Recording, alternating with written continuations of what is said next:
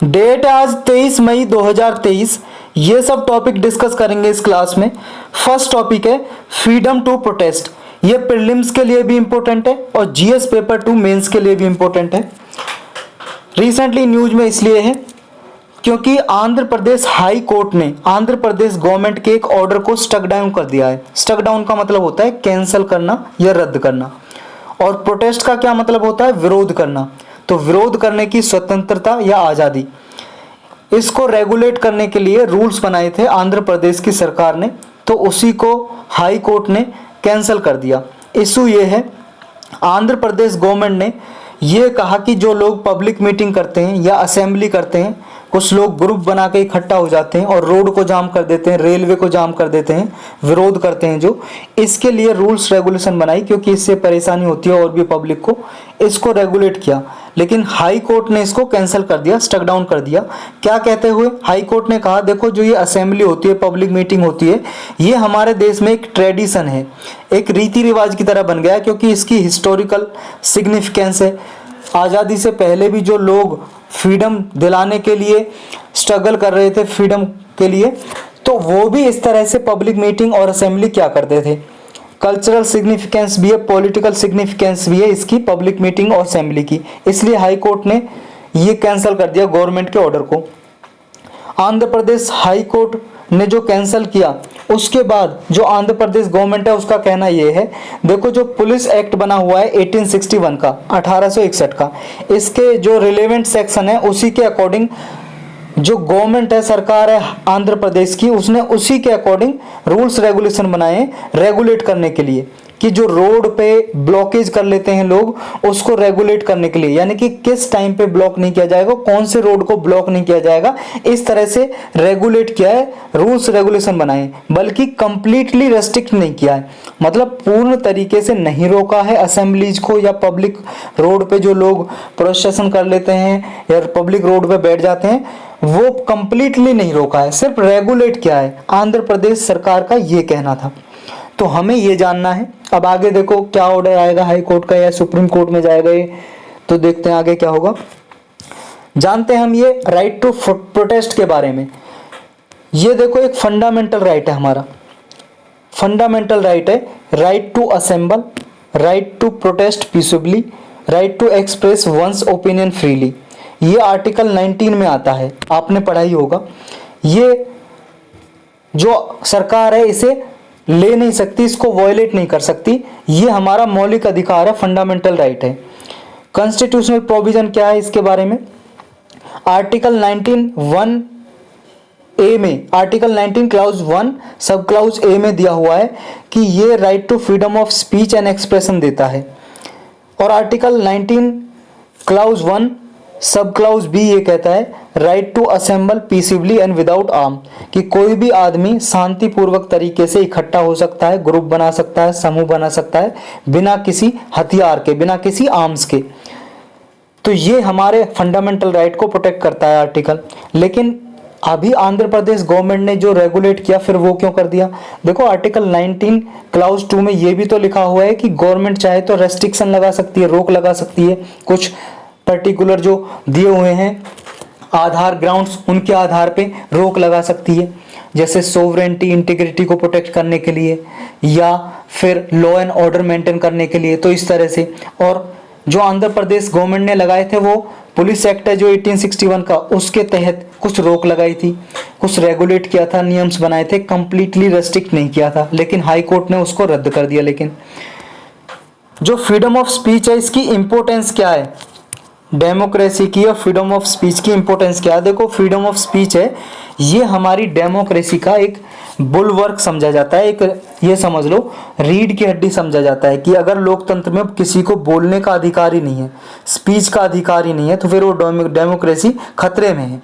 तो ये हमारी जो डेमोक्रेसी के लिए ये फर्स्ट हायरार्की में फर्स्ट समझी जाती है, हमारे स्वतंत्रता के जो अधिकार है उसमें। तो ये एक तरह से डेमोक्रेटिक प्रिंसिपल को बचाने के लिए क्रूशियल रोल यानी कि इंपॉर्टेंट रोल प्ले करती है। सुप्रीम कोर्ट की क्या गाइडलाइंस है इसके लिए कि जो लोग प्रोटेस्ट करते हैं? देखो सुप्रीम कोर्ट ने जब ये किसान प्रोटेस्ट कर रहे थे ना, जब किसान बिल आए थे, सेंट्रल गवर्नमेंट ने 3 किसान बिल लेके आई थी, उसके विरोध में दिल्ली में प्रोटेस्ट चला था, पूरे देश में जगह जगह पे चला था, मोस्टली दिल्ली में प्रोटेस्ट हुआ था। उस टाइम पे सुप्रीम कोर्ट का एक वर्डिक्ट आया था जिसका नाम है, वर्डिक्ट का मतलब डिसीजन, मजदूर किसान शक्ति संगठन वर्सेस यूनियन ऑफ इंडिया, ये इस वर्डिक्ट का फैसले का नाम है। सुप्रीम कोर्ट ने इस केस में कहा था कि देखो, लोग जो प्रोटेस्ट करते हैं, डेमोन्स्ट्रेशन करते हैं, ये पर्टिकुलर जगह पे करेंगे और इसके लिए मिनिमम डिस्टेंस होगी कि कोई ऐसी जगह जैसे पार्लियामेंट है या कोई और हमारे इंडिया की सॉवरेंटी इंटीग्रिटी के लिए इम्पोर्टेंट है, उससे कुछ मिनिमम डिस्टेंस पे होगी। और कुछ सर्टेन रूट हैं, जैसे मान लो कहीं से प्रधानमंत्री को गुजरना है या कहीं से कोई फॉरेन डिप्लोमेट आ रहा है हमारे इंडिया में, उसको वहाँ से उस रोड से गुजरना है, तो उस पर नहीं प्रोटेस्ट कर सकते। इस तरह की कुछ गाइडलाइंस दी थी सुप्रीम कोर्ट ने। और वीपन्स लेकर नहीं जा सकते, आप हथियार लेकर प्रोटेस्ट नहीं करोगे, तो ये कुछ गाइडलाइंस दी थी। एक होता है राइट टू प्रोटेस्ट और एक होता है राइट टू स्ट्राइक, यानी कि हड़ताल करने का अधिकार और विरोध करने का अधिकार। इन दोनों में क्या फर्क है? देखो, प्रोटेस्ट है ना जो, ये एक ब्रॉडर टर्म है। विरोध करना, विरोध करने का मतलब कि आप असहमति जता रहे हो, कोई भी इंडिविजुअल या ग्रुप है वो असहमति जता रहा है किसी गवर्नमेंट के डिसीजन से या किसी और डिसीजन से, तो ये प्रोटेस्ट होता है, यानी कि विरोध कर रहे हो आप। लेकिन स्ट्राइक है, ये स्ट्राइक का मतलब है कि आप हड़ताल कर रहे हो। इसका पर्टिकुलर जो स्ट्राइक जो वर्ड है हड़ताल, वो जो कर्मचारी होते हैं, जैसे किसी कंपनी में कर्मचारी हैं, वो हड़ताल कर रहे हैं लेबर कंडीशन को इम्प्रूव करने के लिए, उसके लिए ये वर्ड यूज किया जाता है स्ट्राइक। तो राइट टू प्रोटेस्ट और राइट टू स्ट्राइक, क्या ये दोनों फंडामेंटल राइट है? देखो, हमारे इंडिया में सिर्फ आर्टिकल 19 में right to protest fundamental right है, मौलिक अधिकार है, लेकिन राइट टू स्ट्राइक है जो हड़ताल करने का अधिकार, ये फंडामेंटल राइट नहीं है, ये मौलिक अधिकार नहीं है, ये एक लीगल राइट है। लीगल राइट का मतलब लॉ बनाए हुए, पार्लियामेंट ने कानून बनाया हुआ है, उसमें एक लीगल राइट दिया हुआ है, यानी कि लेबर लॉज है जो उनमें दिया हुआ है एक लीगल राइट, लेकिन मौलिक अधिकार नहीं है। फर्क क्या होता है फंडामेंटल राइट और लीगल राइट में? देखो, जब लीगल राइट का उल्लंघन हो रहा है, जैसे आपके लेबर लॉज में आपको अधिकार दिया हुआ है, अगर उसका अधिकार का उल्लंघन हो रहा है तो आप लोअर कोर्ट में जाओगे उसके लिए, यानी कि डिस्ट्रिक्ट कोर्ट में या ज़्यादा से ज़्यादा हाई कोर्ट में उसके लिए जाओगे आप। लेकिन जब हाई कोर्ट, जैसे डिस्ट्रिक्ट कोर्ट में गए आप, डिस्ट्रिक्ट कोर्ट का डिसीजन आया, उससे आप सहमत नहीं हो, तो उसके विरुद्ध आप हाई कोर्ट में जा सकते हो, फिर सुप्रीम कोर्ट में जा सकते हो।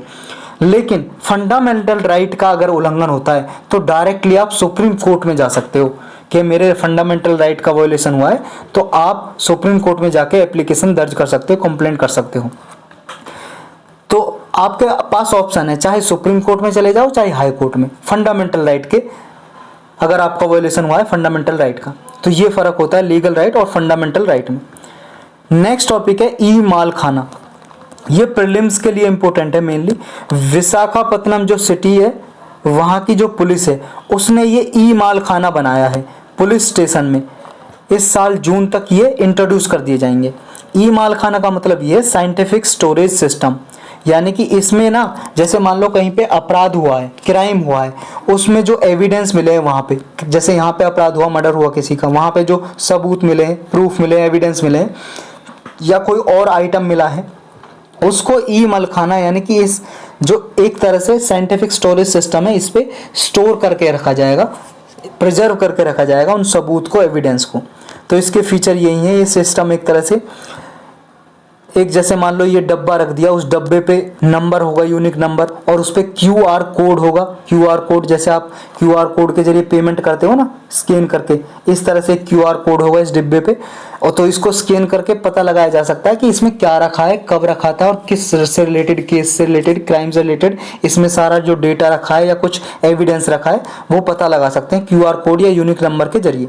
तो इसका बेनिफिट यही होगा, देखो जो क्राइम होते हैं उनकी जो बहुत सारी इन्फॉर्मेशन होती है आसानी से मिल सकेंगी, तो एफिशिएंसी इंक्रीज होगी, ट्रांसपेरेंसी आएगी, पारदर्शिता बढ़ेगी, और लॉ इन्फोर्समेंट ऑफिशियल हैं उनको अगर डेटा चाहिए, इन्फॉर्मेशन चाहिए, आसानी से मिल सकेगी। तो यही था इसके बारे में।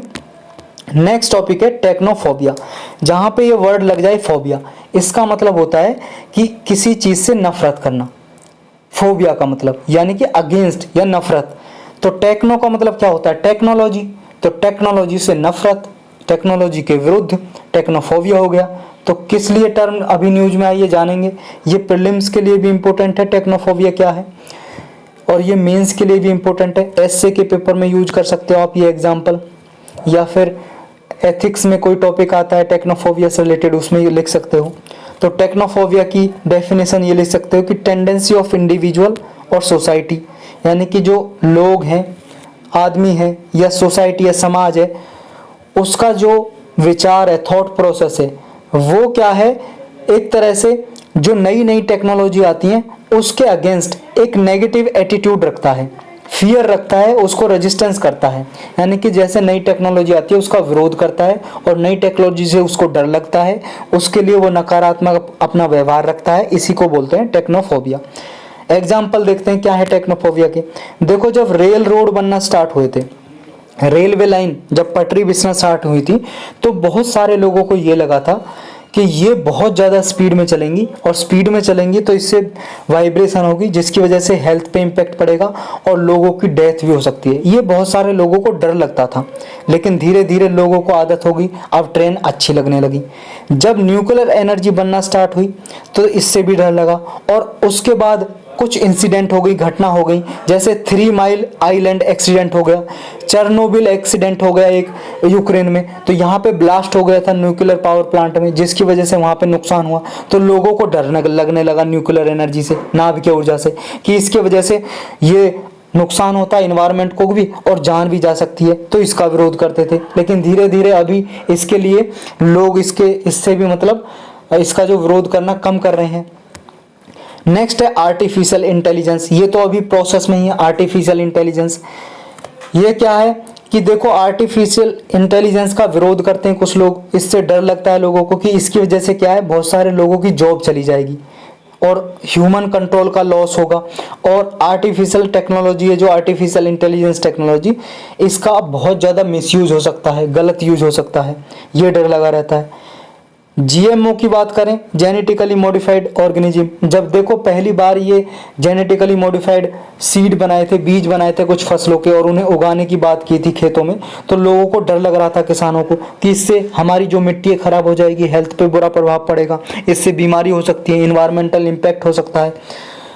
तो जेनेटिक मेकअप भी हो सकता है प्लांट और एनिमल का, यानी कि जेनेटिक चेंज हो सकते हैं, ये डर लगा रहता था। लेकिन धीरे धीरे आई बहुत सारी क्रॉप, जैसे कॉटन, जेनेटिकली मॉडिफाइड जो कॉटन क्रॉप है वो उगाना शुरू किया, तो उससे लोगों का डर कम हुआ। तो इस तरह से जब भी नई नई टेक्नोलॉजी आती है तो लोग उसका विरोध करते हैं। तो यही था इसके बारे में मोस्टली।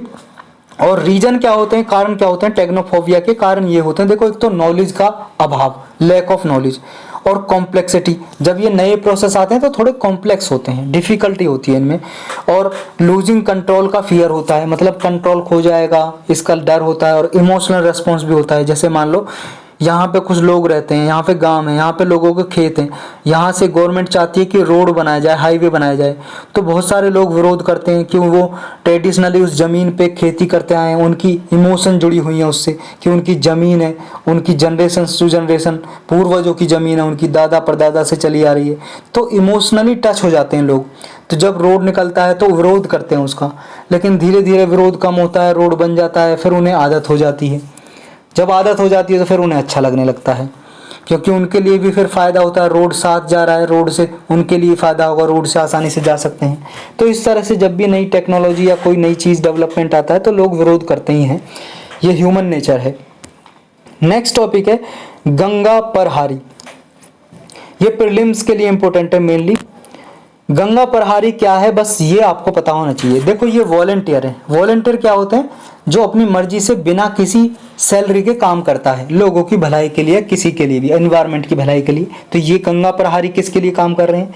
ये गंगा की साफ सफाई करने के लिए काम कर रहे हैं, अपनी मर्जी से, बिना सैलरी के। ये लगभग 4000 गंगा प्रहारी हैं, मतलब आदमी, औरत या लड़का लड़की कोई भी हो सकता है, गंगा प्रहारी, जो अपनी मर्जी से एक तरह काम कर रहे हैं गंगा की सफाई के लिए।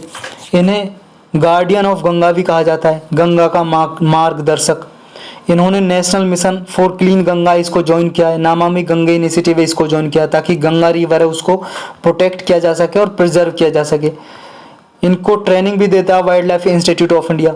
ये 1982 में बना था wild life institute of India, इसका देहरादून में हेडक्वार्टर है। ये ट्रेनिंग देता है इनको, और इनको और भी ट्रेनिंग देता है ताकि ये ट्रेनिंग ले और लाइवलीहुड ट्रेनिंग अपॉर्चुनिटी मिले। यानी कि जैसे मान लो ये जब काम करना छोड़ देंगे गंगा की साफ सफाई का, तो इनको ट्रेनिंग ये भी मिले कि आगे इनको रोजगार मिल सके और तक अपने जीवन यापन करने का। इनकी रिस्पॉन्सिबिलिटी एक तरह से होती है कि रिवर को मॉनिटर करते हैं, कोई रिवर में कूड़ा करकट ना करे, गंदा ना करे, कोई नदी में कचरा ना डाले, कोई यहाँ पे पोचिंग के इंस्टेंस ना हो, मतलब कोई यहाँ पे शिकार ना करे जंगली जानवर जो आसपास रहते हैं यहाँ पे, इस तरह के काम भी करते हैं। यूनाइटेड नेशन ने देखो दिसंबर 2022 में जो नमामि गंगे इनिशिएटिव है हमारे इंडिया का, जो गंगा को प्रिजर्व करने के लिए, साफ सफाई करने के लिए चलाया जा रहा है, उसको पूरे वर्ल्ड में वन ऑफ द टॉप 10 में रखा है। मतलब टॉप 10 जो इनिशिएटिव है पूरे वर्ल्ड में इस तरह के साफ सफाई करने के अभियान, उसमें से एक हमारे नमामि गंगे इनिशिएटिव भी है। यही था इसके बारे में। नेक्स्ट टॉपिक है सनफ्लावर ऑयल। ये प्रीलिम्स के लिए भी इंपॉर्टेंट है और जीएस पेपर 3 के लिए भी इंपॉर्टेंट है मेंस में। सनफ्लावर आप जानते हो सूरजमुखी, सूरजमुखी का तेल, सूरजमुखी का पौधा होता है जो क्रॉप कल्टीवेशन करते हैं, सूरजमुखी होता है उसमें लगता है, उससे तेल निकाला जाता है, वो यूज किया जाता है खाने के लिए भी। रिसेंटली न्यूज में इसलिए देखो यूक्रेन रसिया का वार चल रहा है, युद्ध चल रहा है, और यूक्रेन रसिया पूरे वर्ल्ड में सबसे ज़्यादा सूरजमुखी का तेल प्रोड्यूस करते हैं और इंडिया कंजम्पशन करता है, इंडिया यहाँ से मंगाता है। लेकिन आपको पता है इनका वार चल रहा है, दोनों लड़ने में बिजी हैं। अब यहाँ से हम इंपोर्ट कर नहीं पा रहे हैं, अधिकतर ये बेच भी नहीं पा रहे हैं, एक्सपोर्ट नहीं कर पा रहे हैं, और एक्सपोर्ट नहीं कर पा रहे हैं तो इंडिया खरीद नहीं पा रहा है। तो इंडिया का जो कंजम्पशन है, मतलब जो हम तेल खाते थे, ये हमारे इंडिया के लोग यूज करते थे, बहुत सारी चीज़ों में यूज होता है सनफ्लावर ऑयल, बहुत सारे कॉस्मेटिक की चीज़ भी बनाने में यूज होता है, मतलब क्रीम पाउडर बनाने में। तो इसका कंजम्पशन इंडिया में डिक्रीज हो गया है, बहुत ज़्यादा डिक्रीज हो गया, इस वजह से न्यूज में आया। तो सनफ्लावर का स्टेटस क्या है इसका जान लेते हैं ग्लोबली। देखो यूक्रेन पूरे वर्ल्ड में सबसे ज़्यादा उगाता है, प्रोड्यूस करता है सनफ्लावर ऑयल, और यूक्रेन और रसिया को मिला दें तो पूरे वर्ल्ड का ये दोनों कंट्री 60%, लगभग 60% सनफ्लावर ऑयल प्रोड्यूस करते हैं, यूक्रेन और रसिया इकलौते। और सबसे ज़्यादा कौन करता है? यूक्रेन। अगर दोनों को मिला दें यूक्रेन रसिया को तो 60% करते हैं पूरे वर्ल्ड का। पूरे वर्ल्ड में देखें तो यूक्रेन सबसे ज़्यादा, फिर रसिया, फिर अर्जेंटीना, रोमानिया और बुल्गारिया। रसिया यूक्रेन तो आपको पता ही है कहाँ पे है, ये रसिया और यूक्रेन, और ये जो है अर्जेंटीना, रोमानिया, बुल्गारिया। अर्जेंटीना आपका यहाँ पे, ये देखो साउथ अमेरिका में, ये अर्जेंटीना। बुल्गारिया, रोमानिया यहीं पे देखो यूक्रेन के पास, ये है बुल्गारिया और ये है रोमानिया यूरोप में। तो ये कंट्री सबसे ज़्यादा प्रोड्यूस करते हैं पूरे वर्ल्ड में। इंडिया की बात करें तो सनफ्लावर ऑयल में चौथे नंबर पे सबसे ज़्यादा हम कंज्यूम करते हैं, मतलब खाते हैं एडिबल ऑयल की तरह। सबसे ज़्यादा इंडिया कौन सा तेल खाता है, कंज्यूम करता है? मस्टर्ड ऑयल, सरसों का तेल। दूसरे नंबर पे फिर सोयाबीन का तेल, फिर पाम ऑयल, ताड़ का तेल, फिर सूरजमुखी का तेल। हम इंडिया में डोमेस्टिक प्रोडक्शन करते हैं, क्या होता है हमारा, लेकिन इसका जो प्रोडक्शन है पिछले 10 सालों में, पास्ट डिकेड में, डिकेड का मतलब होता है 10 साल, पिछले 10 सालों में घटा है इसका। सोयाबीन ऑयल का बल्कि बढ़ा है इसका प्रोडक्शन। लेकिन हम देखो जितना कंजम्पशन करते हैं उतना हम प्रोडक्शन नहीं कर पाते, क्योंकि हमारी जो डिमांड ज़्यादा है और इसका प्रोडक्शन हम कम करते हैं। तो बाहर से हम इंपोर्ट करते हैं, जैसे यूक्रेन रसिया से। इंडिया इसका इंपोर्ट करता है सनफ्लावर ऑयल का, क्योंकि हमारा डोमेस्टिक प्रोडक्शन लिमिटेड है। हम इंडिया में कौन से स्टेट में ज़्यादा उगाते हैं सनफ्लावर ऑयल को? कर्नाटक में सबसे ज़्यादा होता है सनफ्लावर की खेती, उससे ऑयल बनाया जाता है। तेलंगाना में दूसरे नंबर पे, महाराष्ट्र में तीसरे पे, और कंजम्पशन भी सबसे ज़्यादा कर्नाटक करता है, फिर तेलंगाना, फिर महाराष्ट्र। सनफ्लावर की बात करें किस कंडीशन में ये होता है, कहाँ का मूल निवासी है? देखो सनफ्लावर का साइंटिफिक नाम है हेलियांथस एनुस एल। इसको सूरजमुखी बोलते हैं हमारे इंडिया में पॉपुलरली। ये एनुअल फ्लोरिंग प्लांट है, मतलब एक साल में एक बार इसमें फ्लावर आता है। और ये देखो सेंट्रल अमेरिका, नॉर्थ अमेरिका का नेटिव है। ये देखो जो सेंट्रल अमेरिका है और नॉर्थ अमेरिका, ये सेंट्रल अमेरिका, ये नॉर्थ अमेरिका जो कॉन्टिनेंट है, इसका ये मूल निवासी है, नेटिव है। लेकिन अभी बहुत सारे और भी एरिया में उगाया जाता है। इसका जो फूल होता है येलो होता है, पीला ब्राइट कलर का होता है, और सनफ्लावर देखो आसानी से उग जाता है, ये लगभग हर तरह की मिट्टी में हो जाता है, हर तरह के क्लाइमेट में हो जाता है। और ये देखो जनरली सब ट्रॉपिकल, जो ट्रॉपिकल क्लाइमेट है उसमें होता है, सब ट्रॉपिकल में मेनली। और वेल ड्रेन्ड सॉइल चाहिए होती है इसके, और सन एक्सपोजर ज़्यादा चाहिए। सूरजमुखी इसका नाम ही है, तो सूरज पड़ता है तो ये ज़्यादा खिलता है, ज़्यादा ब्राइट होता है। जैसे ही सूरज छिप जाता है रात में ये मुरझा जाता है। और ऐसी सॉइल चाहिए जिसमें पानी ठहरा नहीं रहे, निकल जाए या सूख जाए।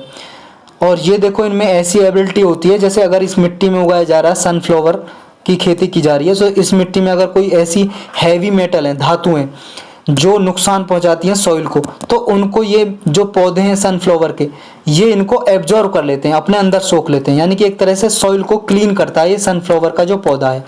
तो यही था इसके बारे में। नेक्स्ट टॉपिक है आर्सेनिक कंटेमिनेशन। ये प्रीलिम्स के लिए इंपॉर्टेंट है मेनली। आर्सेनिक आपको पता है क्या है, एक मेटलॉइड है। मेटलॉइड क्या होती है? मेटलॉइड का मतलब होता है हिंदी में उपधातु, उपधातु बोलते हैं इसको। उपधातु का मतलब यह है कि इसमें मिक्सचर होता है मेटल और नॉन मेटल का, धातु और अधातु का मिक्सचर होता है थोड़ा। ये आर्सेनिक देखो कंटेमिनेशन का मतलब होता है दूषित, प्रदूषित। वाटर में पाया जाता है हमारे इंडिया में बहुत ज़्यादा ये।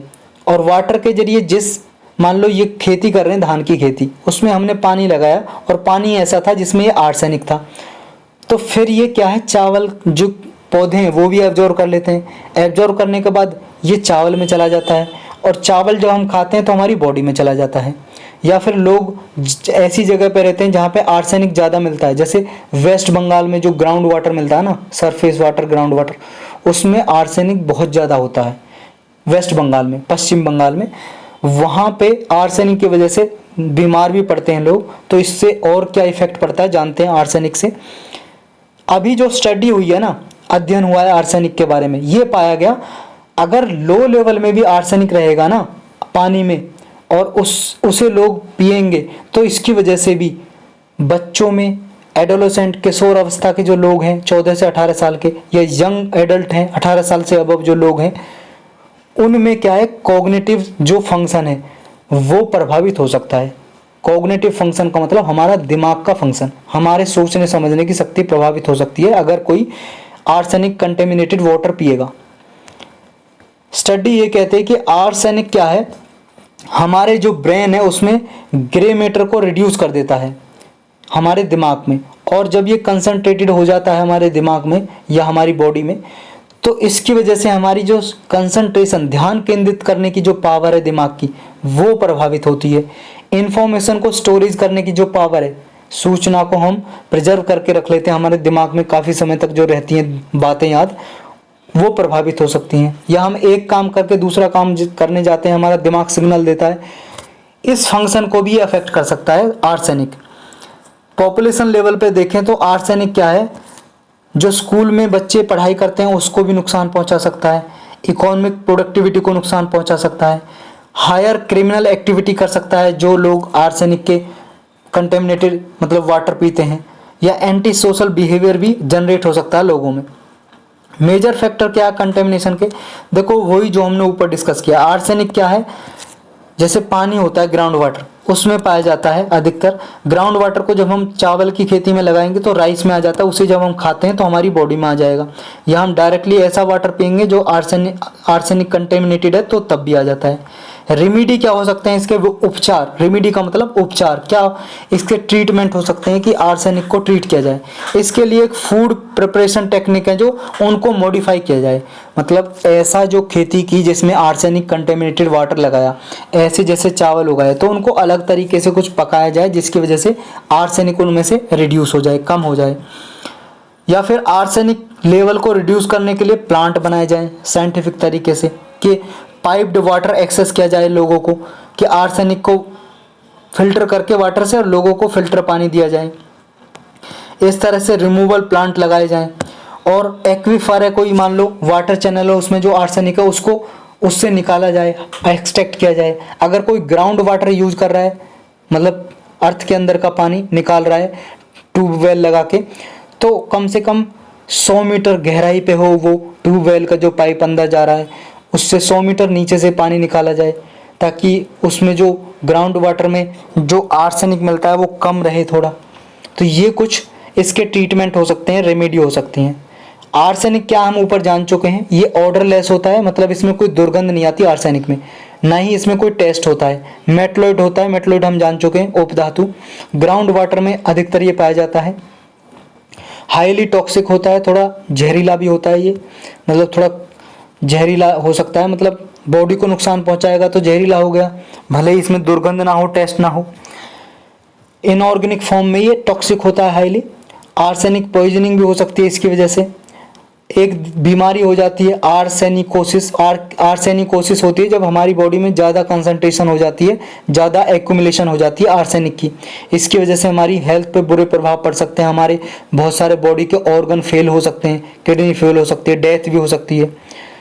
आर्सेनिक को देखो जी, ये प्रयास किए जा रहे हैं सस्टेनेबल डेवलपमेंट गोल में कि 2030 में जो ड्रिंकिंग वाटर है वो फ्री ऑफ आर्सेनिक कंटेमिनेशन हो, मतलब ऐसा पानी पहुंचाया जाए घर घर जिसमें आर्सेनिक ना हो।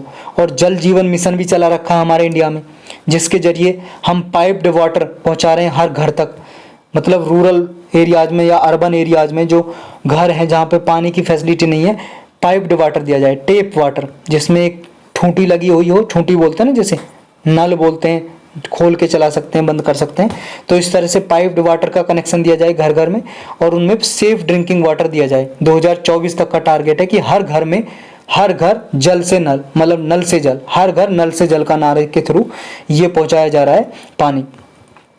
नेक्स्ट टॉपिक है WHO advice on non sugar sweetener. ये प्रीलिम्स के लिए भी इंपॉर्टेंट है, GS पेपर 3 के लिए भी। वर्ल्ड हेल्थ ऑर्गेनाइजेशन के बारे में आप जानते हो, इसने अभी कुछ एडवाइस दिए नॉन शुगर स्वीटनर के लिए। नॉन शुगर का मतलब जो चीनी नहीं है, जैसे नेचुरल शुगर है, जो नेचुरल शुगर जैसे क्या होते हैं, जैसे आपका हनी है, नेचुरल शुगर पाया जाता है हनी में, या फिर गन्ना है, नेचुरल शुगर पाया जाता है।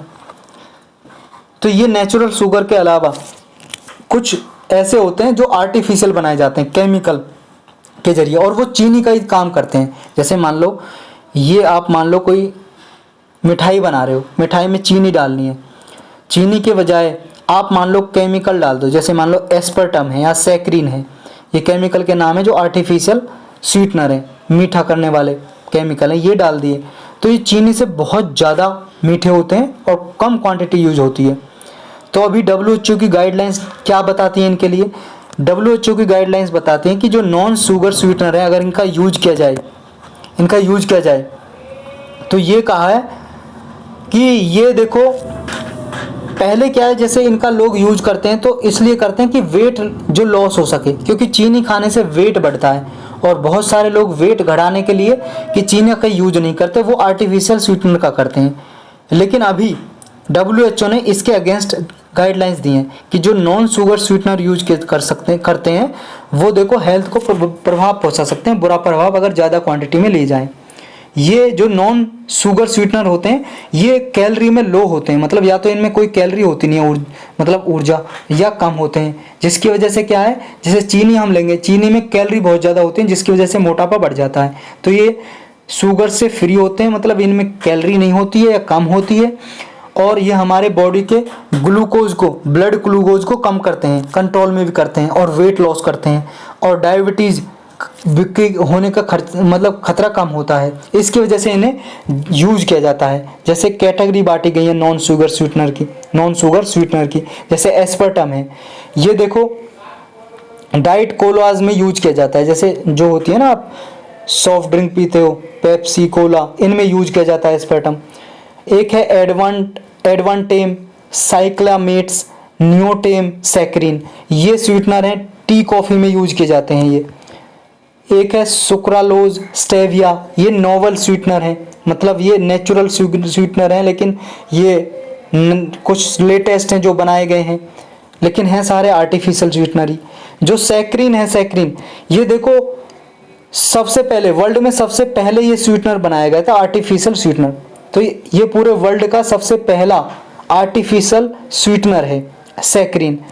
ये 1879 के लगभग बनाया गया था, और इसका एक दूसरा भी नाम है सैक्रिन का, ऑर्थोसल्फोबेंजोइक एसिड इमाइड, ऑर्थोसल्फोबेंजोइक बेंजोइक एसिड इमाइड, इसका दूसरा नाम भी है। और ये लगभग 200 से लेके 700 गुना ज़्यादा मीठा होता है चीनी से। अगर आप मान लो 100 ग्राम चीनी लो और 100 ग्राम सैक्रिन, या ये इसका दूसरा नाम है जो ऑर्थोसल्फोबेंजोइक एसिड इमाइड, तो ये उस 100 ग्राम चीनी से 200 से 700 गुना मीठा होगा।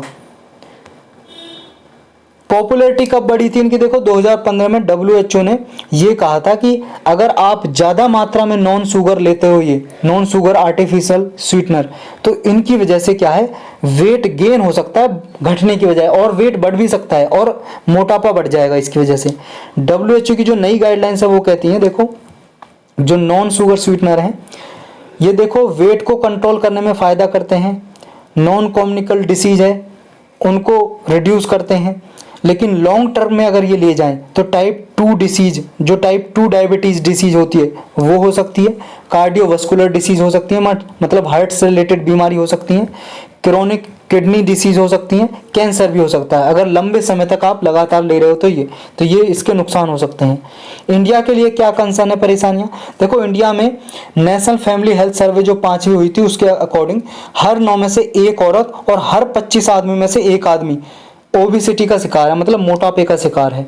और लगभग WHO के अकॉर्डिंग 25 मिलियन, लगभग कि 2.5 करोड़ पीपल जो इंडिया में रह रहे हैं वो प्री डायबिटीज कंडीशन में, मतलब अभी उन्हें डायबिटीज हुआ नहीं है लेकिन डायबिटीज हो सकता है, इस कंडीशन में है इंडिया में 2.5 करोड़ लोग।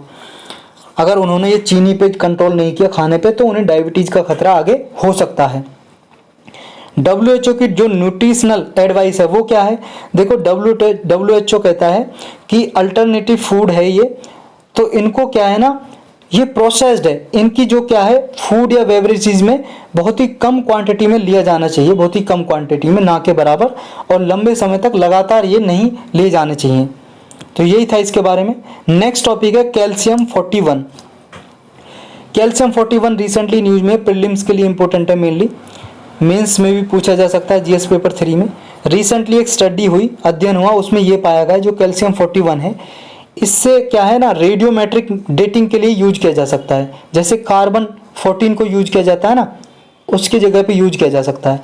तो रेडियोमेट्रिक डेटिंग क्या होती है, या रेडियोमेट्रिक डेटिंग या रेडियो कार्बन डेटिंग, देखो इसमें क्या है, रेडियो कार्बन जो डेटिंग है इसमें कार्बन 14 डेटिंग यूज, मतलब कार्बन 14 डेटिंग भी कहते हैं इसे। और इसमें जो कार्बन 14 है ये एक कार्बन का ही आइसोटॉप है। आइसोटॉप क्या होता है, जैसे कार्बन का एलिमेंट, जो एलिमेंट पीरियोडिक टेबल देखी होगी उस आपने, जो उसमें एलिमेंट है कार्बन 6 नंबर पे आता है क्योंकि एटॉमिक नंबर 6 है इसका, और इसका जो भार होता है 12 होता है।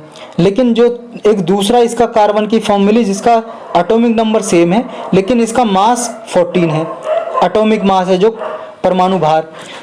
तो ये जो दूसरी फॉर्म मिली है ये हो गई आइसोटॉप, क्योंकि इसका एटॉमिक नंबर सेम है और डिफरेंट मास नंबर है। तो ये कार्बन 14 यूज होता है कार्बन डेटिंग में या रेडियो कार्बन डेटिंग में। क्या मतलब है इसका, एज निकालने के लिए, जो लिविंग ऑर्गेनिज्म होते हैं या ऑर्गेनिक मटेरियल उनकी आयु निकालने के लिए। जैसे मान लो कोई हड्डियां मिली किसी आदमी की दबी हुई, यहाँ से खुदाई की, यहाँ पे कंकाल मिला, वो कितने साल पुराना है ये एज निकाल सकते हैं इस कार्बन 14 डेटिंग से, इस मेथड से। इसमें क्या है, हर एक जो बॉडी होती है उसमें कार्बन होता है, कार्बन डिके होता रहता है, तो इसमें रेडियो एक्टिव डिके कितना हुआ है टाइम में ये पता लगा के हम एज निकाल लेते हैं। लेकिन इसकी लिमिटेशन है, कार्बन 14 से जब हम डेटिंग करते हैं ना, एज निकालते हैं, इसकी कुछ लिमिटेशन है। लिमिटेशन का मतलब कुछ सीमाएं हैं इसकी। जैसे देखो जो कार्बन 14 है उसकी हाफ लाइफ है बहुत ही कम है, 57,000 ईयर है, यानी कि देखो 50,000 साल से पुराने जो कंकाल मिले या कोई लिविंग ऑर्गेनिज्म मिला, हम उनकी एज नहीं निकाल सकते कार्बन 14 डेटिंग के जरिए। कंटेमिनेशन इशू भी है इससे, देखो जैसे मॉडर्न कार्बन सोर्स है वो अफेक्ट कर सकता है कार्बन 14 डेटिंग की एक्यूरेसी को। इसकी वजह से एज एस्टिमेट करने में एक्यूरेसी कम हो सकती है। इनकम्प्लीट प्रिजर्वेशन, जैसे ऑर्गेनिक मटेरियल है उनको प्रिजर्व करना जरूरी होता है, और पुअर प्रिजर्वेशन की वजह से इन्वायरमेंटल फैक्टर में जब एक्सपोज होंगे वो, तो ये क्या है, जो कार्बन 14 डेटिंग से एज निकालते हैं उसकी रिलायबिलिटी कम भी हो सकती है, मतलब इनएक्यूरेट डेटा आ सकता है। तो कैल्शियम 41 जो स्टडी की गई है इसके एडवांटेज क्या होंगे, इसके एडवांटेज ये होंगे, इसकी हाफ लाइफ है वो बहुत ज़्यादा है, लगभग 99,400 ईयर, लगभग 1 लाख साल ही मान लो। तो कार्बन 14 में जो हम निकालते थे एज, उससे कहीं ज़्यादा एज निकाल सकते हैं इससे। और अर्थ क्रस्ट में देखो जो कैल्शियम 1 है, कैल्शियम 41 है, जो हमारा जो अर्थ क्रस्ट है, अर्थ है 3 लेयर में बांटी हुई है। सबसे ऊपर वाली लेयर है क्रस्ट, जिसे भूपरपटी बोलते हैं हिंदी में। दूसरी लेयर है उसे बोलते हैं मेंटल। तीसरी लेयर है अंदर वाली कोर। तो ये जो अर्थ क्रस्ट है, ऊपर वाली लेयर अर्थ की, इसमें बहुत ज़्यादा मात्रा में मिलता है कैल्शियम 41, तो दिक्कत भी नहीं होगी। और एटम ट्रेस्ड एनालिसिस करने के लिए भी इसका यूज किया जा सकता है। जो एटम्स होते हैं, हाई सेंसिटिविटी एटम, या फिर जो डेटिंग मेथड की एक्यूरेसी बढ़ाने के लिए भी इसको आसानी से यूज किया जा सकता है। तो जो आटा मेथड है, यानी कि एटम ट्रैप ट्रेस एनालिसिस, ये जो सिस्टम है, इसकी एक जो सक्सेसफुल एप्लीकेशन है कैल्शियम 41 में, ये क्या है, जो टेक्निक मेटल जो आइसोटोप है उनको भी पता लगाने के लिए यूज हो सकता है। और इस मेथड को आगे एक्सपेंड भी किया जा सकता है अगर कैल्शियम 41 के नए आइसोटोप मिलते हैं तो। अर्थ साइंस में भी एप्लीकेशन है, इससे रॉक सिस्टम का पता लगाया जा सकता है। और मान लो कोई रॉक्स है, चट्टान है, यहाँ पे कितने सालों से ये आइस जमी हुई है, या जो आइस है ये पिघली है या और ज़्यादा बड़ी है, ये भी पता लगा जा सकते हैं कैल्शियम 41 से। तो इसके बहुत सारे फायदे होंगे। तो यही था इसके बारे में। नेक्स्ट टॉपिक है ऑपरेशन ध्वास्ट। ये प्रीलिम्स के लिए जरूरी है। ऑपरेशन ध्वास्ट किसका है और क्या इसका ऑब्जेक्टिव है, 2 बातें जाननी है। निया का है ये, नेशनल इन्वेस्टिगेशन एजेंसी, इसका है ये। क्या काम है इसका, देखो जो टेररिस्ट है, आतंकवादी या गैंगस्टर, ड्रग स्मगलर है, जो यानी कि जो नशीली दवाइयों को स्मगल करते हैं, अवैध तरीके से खरीदते बेचते हैं हमारे इंडिया में, इनका पता लगाने के लिए ये ऑपरेशन चलाया जा रहा है निया के द्वारा। इसमें 129 लोकेशन पे छापा मारा, रेड मारी है डिफरेंट स्टेट में, और 3 लोगों को अरेस्ट किया है अभी निया ने ऑपरेशन ध्वास्ट के अंदर।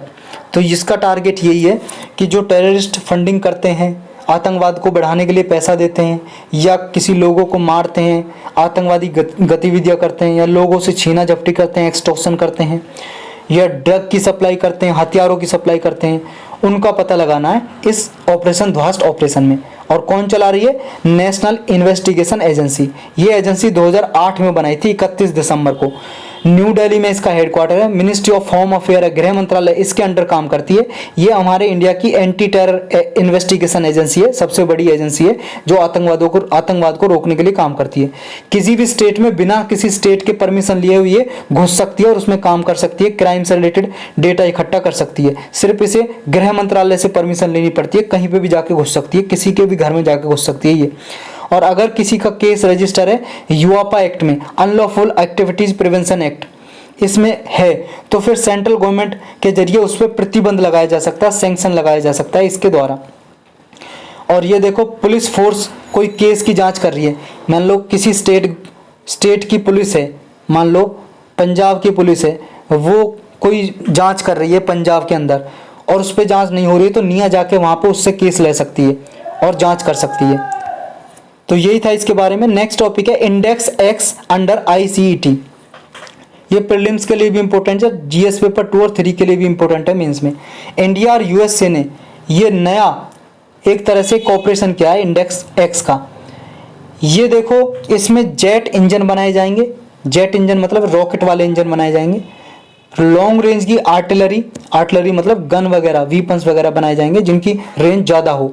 और इन्फेंट्री व्हीकल बनाए जाएंगे, जो पैदल सेना चलती है उसके लिए वाहन बनाए जाएंगे। इंडेक्स एक्स ये मेजर अपकमिंग इनिशिएटिव है जो आईसीईटी के अंदर किया गया है। आईसीटी क्या है, initiative on critical and emerging technology. ये कुछ दिन पहले यूएस और इंडिया के बीच में साइन हुआ था, इसी के अंदर ये इंडेक्स एक्स साइन किया है। इंडेक्स एक्स के अंदर हम डिफेंस इनोवेशन को और ज़्यादा प्रमोट करेंगे इंडिया और यूएस मिलके। इंडेक्स एक्स का फोकस ये है हम हाई टेक कॉपरेशन करें, जिसमें नए रिसर्च डेवलपमेंट के लिए अपॉर्चुनिटी हो इंडिया और अमेरिका के लिए, और डिफेंस सेक्टर में ज़्यादा से ज़्यादा प्रोडक्शन की जा सके। आईसीटी क्या है जिसके अंदर ये किया गया है इंडेक्स एक्स? आईसीटी है जो 2021 में अनाउंस किया था, नेशनल सिक्योरिटी काउंसिल है इंडिया और अमेरिका की, इन दोनों ने ये साइन किया था और ये दोनों इसको इम्प्लीमेंट कर रही हैं। इंडिया और यूएस क्रिटिकल और इमर्जिंग टेक्नोलॉजी जो उनमें एक दूसरी कंट्री की सहायता करती हैं और ये एक दूसरे कंट्री में रिसर्च एंड डेवलपमेंट को प्रमोट करते हैं। क्वांटम कंप्यूटिंग टेक्नोलॉजी इसके लिए प्रमोट करते हैं। डिफेंस इनोवेशन लाने के लिए एक दूसरी कंट्री की सहायता करते हैं। स्पेस टेक्नोलॉजी के लिए 6G टेक्नोलॉजी जो उसके लिए सेमीकंडक्टर बनाने के लिए एक दूसरी कंट्री की सहायता करते हैं टेक्नोलॉजी के लिए। तो यही था इसके बारे में और यही टॉपिक थे आज के। कुछ वन लाइनर टॉपिक है, जैसे देखो एक ये न्यूज में था COP15 जो हुई थी। COP15 किसकी हुई थी? Conference of parties 15, COP15। ये COP15 हुई थी, मीटिंग हुई थी 15वीं, किसकी? UNCCD की। ये अभी रिसेंटली न्यूज में हुई थी, ये कुछ दिन पहले हुई थी। जो United Nation convention to combat UNCCD, United Nation convention to combat desertification. जो ये कन्वेंशन है डिजर्टिफिकेशन से निपटने के लिए ये आई थी, जो अर्थ समिट हुआ था ना 1992 में, उससे निकल के आई थी। इसके लिए अलग से इन्वायरमेंट की प्लेलिस्ट में टॉपिक मतलब लेक्चर बना हुआ है, वो आप देख सकते हो जाके। तो ये डिजर्टिफिकेशन है, जो डिजर्टिफिकेशन का मतलब रेगिस्तान, जहाँ पे कुछ नहीं उगता, लैंड डिग्रेड हो गई है, जहाँ पे भूमि ऐसी हो गई है वहाँ पे घास भी नहीं उगती, ऐसी भूमि को दोबारा से रिस्टोर करने का काम करती है ये UNCCD है। 3 CD है इसमें, UNCCD। तो UNCCD है जो, इसका टारगेट पहले ये था कि 2030 तक 350 मिलियन हेक्टेयर की जो जमीन है उसको रिस्टोर करना है, जो लैंड डिग्रेड हो चुकी है, डिफॉरेस्टेशन यानी कि डिजर्टिफिकेशन हो चुका है जहाँ पे। लेकिन अभी इसका टारगेट बढ़ा दिया 350 से 1 बिलियन। COP15 हुई थी ना जो 15वीं मीटिंग, उसमें कर दिया 1 बिलियन हेक्टेयर तक जो जमीन है जो डिग्रेड हो चुकी है उसको रिस्टोर करना 2030 तक। 1 बिलियन, 1 बिलियन में होता 100 करोड़, यानी कि 100 करोड़ हेक्टेयर जमीन को 2030 तक रिस्टोर करना है दोबारा से। एक देखो औरंग नेशनल पार्क को हिंदी में बोलते हैं राष्ट्रीय उद्यान, ये न्यूज में था। ये कहाँ पे है? ये असम की 2 डिस्ट्रिक्ट में पड़ता है। एक दारंग डिस्ट्रिक्ट है, दारंग भी हो सकती है इसकी प्रोनाउंसिएशन, दारंग या डारंग, और एक है सोनितपुर डिस्ट्रिक्ट। इन दोनों डिस्ट्रिक्ट में पड़ता है ये औरंग नेशनल पार्क। तो यही टॉपिक थे आज के।